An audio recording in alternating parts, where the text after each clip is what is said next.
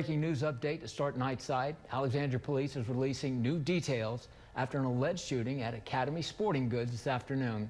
KLB was made aware of the incident shortly after police arrived and were on scene by 4:10. This is the scene from around 5 o'clock this evening. KLB reached out to Alexandria Police Department for more information.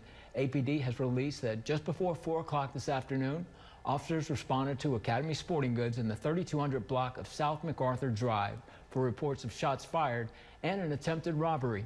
According to police, an armed juvenile suspect attempted to rob an employee for merchandise, including firearms locked in a case.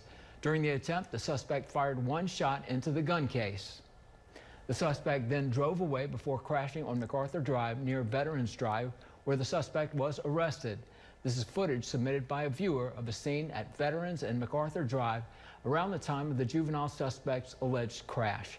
This investigation is ongoing, and charges for the suspect are pending.